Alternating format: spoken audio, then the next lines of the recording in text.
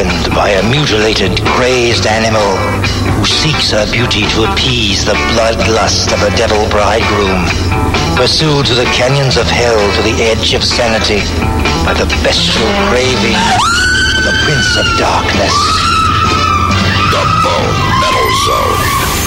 107.7 The Bone. That is Maiden in the Metal Zone with Hallowed Be Thy Name. In the studio with me, Robb Flynn from Machine Head, the band I played before that, with Davidian, and Priest with Heli and Electric Eye, the live version on top of all that. Now, Rob, you guys covered Hallowed Be Thy Name, right? For the Maiden cover band? Or tribute album, Kerrang, right? Yeah, the Kerrang. They did a tribute to Maiden, and it came with every, they give a CD out with every magazine that you bought, and yeah, it was cool, man. You know, they asked us to be a part of it, and we, I don't know why, I think all of our favorite song is Hallowed Be Thy Name, and so we picked it because of that, and it's a doozy, man. It ain't easy. I think it's tough to sing. It was a challenge for me, but I kind of surprised myself, you know. Yeah. I was like, wow, you know, like I can kind of pull this off. I mean, it's our version is different than theirs, but you want it to be. Yeah, I mean, we had to put a little bit of our stamp on there, but it was cool, man, and it really made me, you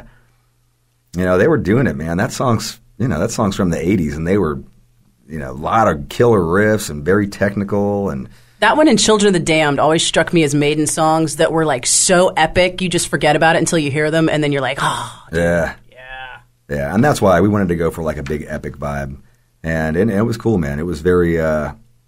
It was a nice challenge, and I, you know, not that I'm going to see Machine Head singing very high stuff like that, but to know that I could, you know, it might come up again. It might be something that we take and try and explore and go further with on the next album. Now, people can't get that tribute album anymore, right? Because it was just a limited edition Kerrang thing, but this song is on the reissue of The Blackening, right? Yeah. Exactly. So if people want this one and then the Metallica cover of Battery, where was that originally from? The Battery. That was from the Master Kerrang again. Again, a Kerrang. Kerrang magazine. Yeah, that's UK magazines, man. They do cool stuff like that. U.S. magazines don't do cool stuff like that. U.S. magazines suck like that. You know, I don't know why. I've talked to the U.S. magazines every time we doing it. Like, why don't you know? They're like, oh, we're going down the crapper, and right. You know, it's just like.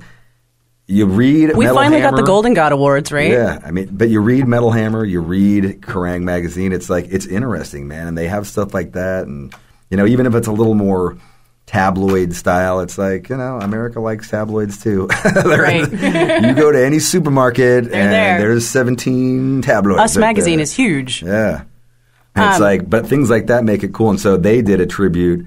It was the 20th year anniversary of Master of Puppets, and so they asked bands basically to recreate Master of Puppets, and bands covered it, and so we did Battery, which is my favorite. I'm not sure if that was on the. I'm not sure if that's on the one over here. That came out though on something over here. Yeah, well, it's on your reissue. Is it for the Blackening? Yeah. Cool, have you seen that lately? Yeah, thanks. Yeah. There's some DVD stuff on there too. Yeah. Yeah, at the end of the DVD stuff of the making of the Blackening, did you know that you're thanking green tea soy lattes? Yeah, that's right. That was our long running joke. You know, because it's such a gay drink. You know, they're so awesome though. Yeah, it's Starbucks. They're so gay though. Like you got to go in there, and our long running joke was that you go in and you got to order it in like Phil Anselmo voice. As like, metal as you let can. me get a green tea soy latte now. 2 straws. So we played Davidian before that, and now Davidian is how many years old did you say? 15? 15, yeah, 94. 15. So as far back as you can remember, do you remember that writing process and how different it is from what you guys are about to start on now? Yeah, I mean, it was, you know, I mean, musically, if you go back to the climate at the time, thrash was dead, you know what I mean? Like, all the thrash bands, like Metallica had put out the Black Album, and all the bands started kind of jumping on that and copying it. Like Faith No More and like a lot of that kind of funk stuff was really popular, and we hated all that. I mean, I liked Faith No More and I liked Primus, but like every band after that was horrible. And guitars were gone, bass was king. Yeah, like slap bass in a thrash song, like that kind of thrash funk thing happened where bass players started like slapping. It was like, no, don't do that. And so our mindset was just we want to make the heaviest most brutal stuff around. I mean, we were listening to, Pantera was around, but that was kind of different. It wasn't really thrash. We were listening to a lot of Biohazard, a lot of Neurosis, a local band Neurosis. I was really into them, going to all their shows. And all of us we were kind of just, I don't know if disappointed is the right word, but like just kind of depressed with the metal scene. Dejected, and so we were really gravitating towards a lot of like hardcore and a lot of punk rock. I mean, I was basically hanging out at that punk rock club, Your Place Too, seeing Rancid, Grinch, Filth, bands like that. And I was really into that scene, obviously Neurosis, that kind of vibe, and that was just appealing to me. And so when where we practiced, we shared a space with 4 punk rock bands, and it was just covered with nothing but punk rock flyers all over the place. We just rented it and we shared it.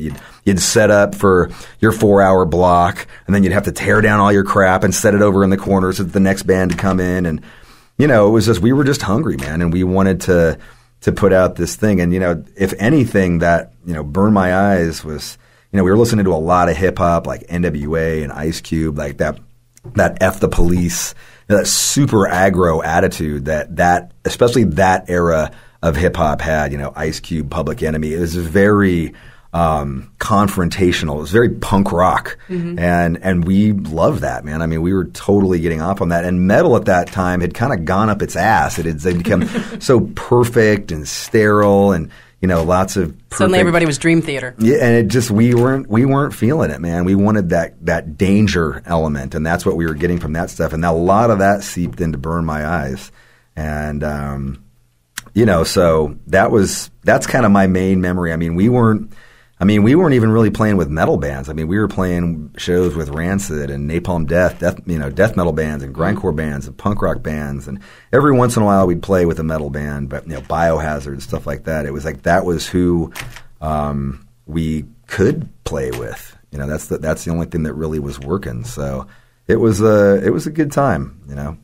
And now you're playing with Metallica, December 12th. At the HP Pavilion. Tickets on sale now at apeconcerts.com. Robb Flynn from Machine Head in the Metal Zone all night long. Mastodon and Death Clock on the way. It's 107.7 The Bone. It's the Metal Zone. The Bone Metal Zone.